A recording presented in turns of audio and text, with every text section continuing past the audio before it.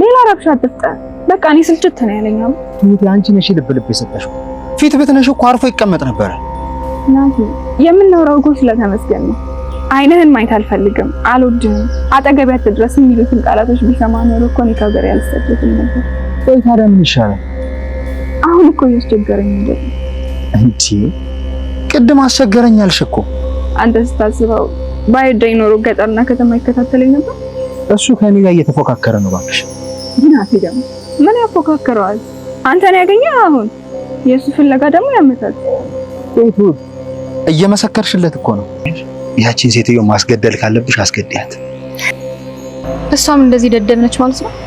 እናቴን እየሰደብሻት ነው። ይቅርታ፣ ከዚህ በላይ ብትባል ያንስባታል። ይሄ ያዋጣህም እንደዚህ አድርግ እንደማለት ልግደል ላፍርስ ስትላት እሺ ትላለች እንዴ? ትሰምኛለሽ? እናቴ ናት፣ ለኔ ደግሞ ትሞትልኛለች። ላንተ ከሞትሽ ጥሩ፣ ትሁትን ላንተ ታድርግልሽ። ሌላውን ግን መግደል ማስገደል ጥሩ አይደለም። እናትን በጣም ወደዋለሁ። እሺ አውቃለሁ። ስለዚህ አንተን አልፈልግም። አውቃለሁ። መች ፈልግኝ አልኩሽ?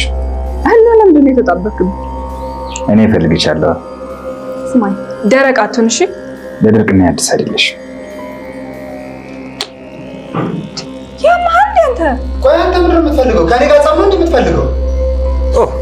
አንተ ከፈለግክ እኔ አልከለክልም፣ ግን አሁን ጸባል ትሰማኛለህ? እገድልሃለሁ። እሺ እኔ የምፈልገው ናቲን ነው እያልኩ ነው። ይሄን እኮ ደጋግመሽ እየነገርሽኝ እና ምን ይሁን? ስለዚህ አትምጣ። የት ነው ማለት? ይሄ እኮ የአባዬ ቤት ነው። የሱ ማለት እኔ ነው። ይሄን ክብርማ እኮ ላሳይሽ ብልሽ እምቢ አልሽ። የራስሽ ቤት ይኖርሽ ስልሽ እምቢ አልሽ። ወደሽም ጠላሽም እዚህ ቤት ሰራተኛ እንደነበርሽ አትርሽ። እንዴት ነው የምትናገረው? እንደዚህ እንዳሆንሽ ሂጂና ለናትሽ ንገሪው። ትቶኛል በይው። አልፈልግሽም። እሺ ቲና የናቲን እውነት አፍርጣዋለች ማለት ነው። እንግዲህ አሁን ላይ ሴትይቷ የት እንዳለችና ናቲ የት እንዳስቀመጣት ተናግራለች። ምክንያቱም ቲና ከናቲ ብሩን ከወሰደች በኋላና ከከፈላት በኋላ ግን የከፈላትን ነገር ተመስገን ስላየ ብሩን በስልኳ ውስጥ ማለት ነው የዛ 500 ሺህ ብር ነገር በጣም ስላሳሰበው ቲና ደግሞ ራሷን ማውጣትና ራሷን ማዳን አለባት። ምክንያቱም በተደጋጋሚ ጊዜ ላባዬ እኔ ከጀርባክ ምንም ነገር ልሰራ አልችልም፣ ብዙ ጊዜ አንተን ለማጥቃት አንተን ለመጉዳት ጥሬና ብዙ ጥፋቶችን ራሱ ሰርቼ ይቅር ብለኸኝ ዛሬም ካንተ ጋር እንድኖር አድርገኸኛል። ስለዚህ ካንተ ጀርባ ምንም አልሰራም፣ ምንም አላደርግም ብላ ስላለች ያ ነገር እንግዲህ እነሱ ከማወቃቸው በፊት እሷ ራሷን ልታወጣ እየሞከረች ነው ያለችው ማለት ነው። ግን ደግሞ ብሩን ከናቲ ላይ መውሰድ ስለፈለገች ከናቲ ጋርም አብራል እየሰራች እንደሆነ እያስመሰለች ነው ያለችው ማለት ነው። አሁን ላይ እንግዲህ ቲና የተናገረችው ነገር ምናልባትም ለናቲ ትልቅ ሽንፈትና ትልቅ ጉዳት ሊሆንበት ይችላል። ምክንያቱም ተመስገን እንግዲህ ናቲ ሴትይቷን እንደደበቃት ካወቀና ምናልባትም ከሴትየዋ ጀርባ የሆነ ነገር እያደረገ ከሆነ አለቅህም፣ በጣም እጎዳሃለሁኝ፣ እገልሃለሁኝም እያለ ሲያስፈራራው ነበር ማለት ነው። አሁን ላይ እንግዲህ ተመስገን እውነቱን አውቋል ማለት ነው። ሴትይቷን እየደበቃትና እነሱ እንዳያገኟት እያደረገ ያለው ናቲ ከናቱ ጋር ተባብሮ እንደሆነ ቲና በግልጽ ተናግራለች ማለት ነው። የአባዬም ጥርጣሬ እንግዲህ እውን ሆኗል። አሁን ላይ አባዬ ለናቲ ያለው አስተሳሰብ በግልጽ ጥላቻውን እያሳየው ነበር። እንደሚጠረጥረውና በፍጹም ሊያምነው እንደማይችልም ለትሁትም በቀጥታ እየተናገረ ነበረ። ምክንያቱም የናቲ አኳኳንና አነጋገሩ ወይም ደግሞ እየሄደበት ያለው ነገር በሙሉ አልተመቸውም ለአባዬ። ተመስገንን ከወጋው ወዲህ እንግዲህ ናቲ ሌላ ሰው እንደሆነ አባዬ ጠርጥሯል። በፍጹም ሊያምነው አልቻለም። እንደ እናቱና ወይም ደግሞ የናቱ አይነት አስተሳሰብ እንዳለው ያጎረሰውን እጅ እንደሚነክስም በተደጋጋሚ እየተናገረን ጥርጣሬውን እያሳየ ነበር አባዬ። ያ ጥርጣሬው እንግዲህ አሁን ላይ ይፋ ሆኗል ማለት ነው። አሁን ላይ እንግዲህ ቲና ሁሉንም ነገር ስላፈረጠችው ምናልባትም እንግዲህ ትሁት ስለ ናቲ ስትከራከር የነበረው ነገር ራሱ ሊያሸማቅቃትና ሊያሳፍራት ይችላል ማለት ነው። ናቲም እንግዲህ አሁን ላይ የትሁት ፍቅር የቀነሰ ነው የሚመስለው። ምክንያቱም እሷን ለመጉዳት እንጂ በትክክል እሷን ለማግኘት እየጣረ አይደለም። እልህ ውስጥ ገብቶ እንጂ ፍቅሯ ሳይሆን እያስገደደውና ከተመስገን ጋር ትልቅ ሰጣ ገባ ውስጥ እያስገባው ያለው እንግዲህ ፍቅር ሳይሆን እልህ እንደሆነ በተደጋጋሚ ሲናገር ነበር ማለት ነው። ከቲና ጋርም ያደረገው ነገር አሁን ላይ ትልቅ ዋጋ እያስከፈለው ነው ያለው። ምክንያቱም ቲናን በፍጹም አያቃትም። እሷ ለብር ብላ ብዙ ነገር ታደርጋለች፣ ግን ደግሞ አሁን ላይ የሱን ስራ እያበላሸችበት ነው ያለችው ማለት ነው። በስልክ ሲያወራም እንግዲህ ሴትይቷ ላይ አንድ ጭረት ራሱ ካየሁኝ ውርድ ከራሴ ብላው ነበረ። ይሄኔ ራሱ እንግዲህ ናቲ ቲና ከሱ ጋር እንዳልሆነችና ብሩን ብቻ እንደምትፈልግ መጠርጠር ነበረበት።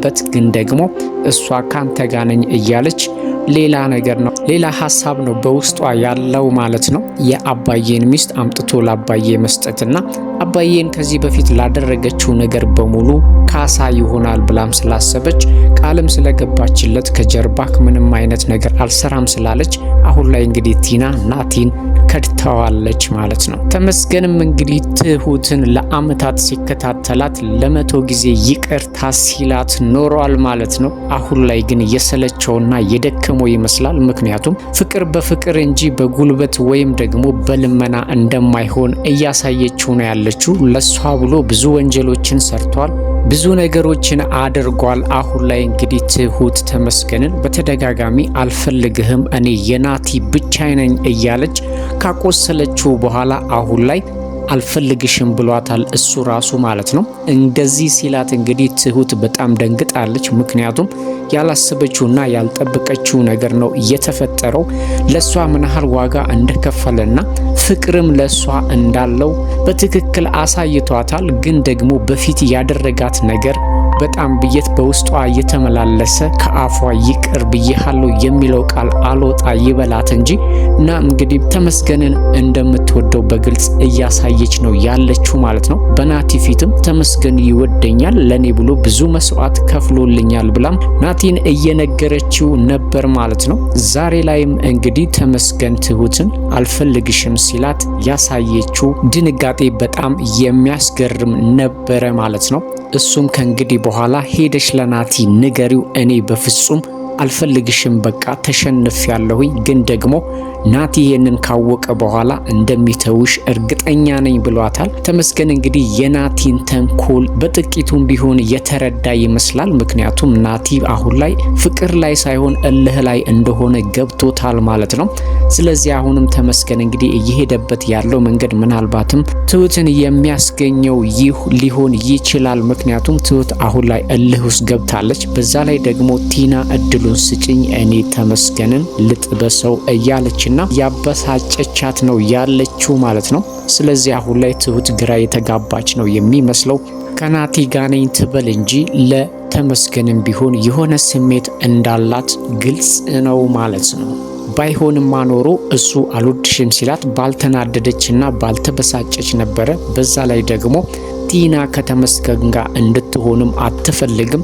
ይሄ እንግዲህ አሁን ላይ ትሁት አፏና ልቧ የተለያየባት ይመስለናል ማለት ነው። እንግዲህ በተደጋጋሚም አባዬ ምርጫሽን አስተካኪ፣ እኔ በፍጹም ናቲ ላምነው አልቻልኩኝም እያለ በተደጋጋሚ እየመከራት ነበር። እሷ ግን አሁን ላይ ናቲ ላይ ያላት እምነት እንግዲህ ጥግ ድረስ ነው። አሁን ደግሞ ናቲ ያደረገውን ነገር ምናልባትም ተመስገን ወይም ደግሞ ቲና ከነገረቻት እንግዲህ ናቲ ላይ ያላት እምነት በሙሉ ባንዴ ድራሹ ሊጠፋና ናቲን በፍጹም እንደምታስበው እንዳልሆነ ልታውቅ ትችላለች። ቲናም እንግዲህ በተቻላት መጠን ትሁት ቆም ብላ እንድታስብና ለሷ ትልቅ ፍቅር ያለው ተመስገን እንደሆነ ብቻ ባገኘችው አጋጣሚ ለመናገር እየሞከረች ነው ያለችው። ግን ትሁት ደግሞ ናቲን ብቻ ማግባትና ከሱ ጋር መሆን እንደምትፈልግ በተደጋጋሚ እየነገረቻት ነው ያለችው ማለት ነው። ምናልባትም እንግዲህ ትሁትም አሁን ላይ ቲና የተሳሳተ ስራ እየሰራች እንደሆነ ጠርጥራለች። ግን ደግሞ ከናቲ ጋር እንደሆነ ካወቀች ነገሮች በሙሉ ይበላሻሉ። አሁን ላይ ትሁት እያሰበች ያለችው ቲና ተመስገን ከፍሏት ከተመስገን ጋር ያልሆነ ስራ እየሰራች እንደሆነ ነው ያሰበችው። ከናቲ ጋር በፍጹም እንደዚህ አይነት ቀረቤታና እንደዚህ አይነት ነገሮችን ልታቅድ ወይም ልትሰራ ትችላለች ብላ በፍጹም አላሰበችም። ግን ይሄንን እውነታውን ያወቀች ጊዜ እንግዲህ ምናልባትም ናቲን እስከ መጨረሻው ድረስ ልትጠላው ትችላለች ማለት ነው። አባዬም አሁን ላይ ከናቲ ላይ አይኑን ማንሳት ወይም ደግሞ ጥርጣሬውን መካድ አልቻለም ማለት ነው። እንግዲህ ለዚህም የሚሆን ቲና ናቲን እንድትከታተልለትና አሁን ላይ እንግዲህ ሚስቱን እንዳያገኝ ነገሮችን እያበላሸብኝ ያለው እሱ ሊሆን ይችላል። ስለዚህ ናቲን ተከታተይልኝ ብሏታል ማለት ነው። ቲና እንግዲህ ያው ገንዘብ ወዳድ እንደሆነች እናውቃለን። አባዬንም ለማስከፈል ፈልጋ ነበር፣ ግን ደግሞ አባዬ እንደዚህ በቀላሉ እንደማይከፍላትና ወይም ደግሞ ውለታ እንድትውልለት ስለሆነ የፈለገው እሱም አባዬም በበኩሉ ናቲን እንድትከታተልለት እንግዲህ ለቲና ነግሯታል ማለት ነው። ቲና በእርግጥ አሁን ላይ ለብር ብላ ነው እንጂ ሁሉንም ነገር ማበላሸትና ያለውን እውነት መናገር ትችል ነበር። ከአባዬ ጀርባ ምንም ነገር ማድረግ አልፈልግም እያለች ግን ደግሞ ምናልባትም ትክክለኛው ጊዜ አይደለም ብላ ስላሰበች ይሆናል ይሄንን ነገር እያደረገች ያለችው። ግን ደግሞ መጨረሻ ላይ ከናቲ ጋር እየሰራች እንደሆነ አባዬና ትሁት ካወቁ ምናልባት እንደምትለውም አልተቀየረችም፣ ለአባዬም የገባችለት ቃል ውሸት እንደሆነ ሊያስብ ይችላል ማለት ነው። ምክንያቱም አሁን ላይ አባዬ ባለበት ጭንቀትና ባለበት ሁኔታ ላይ ዝም ተብሎ የሚታለፍ አይደለም።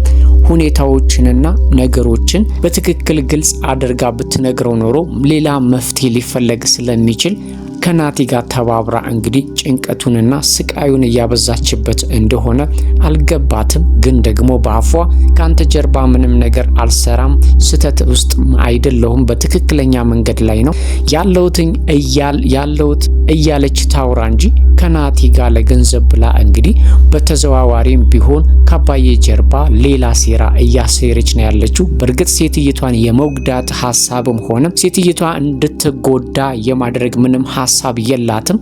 ግን ደግሞ ከአባዬ ጀርባ የሆነ ነገር እያደረገች ነው ያለችው ማለት ነው።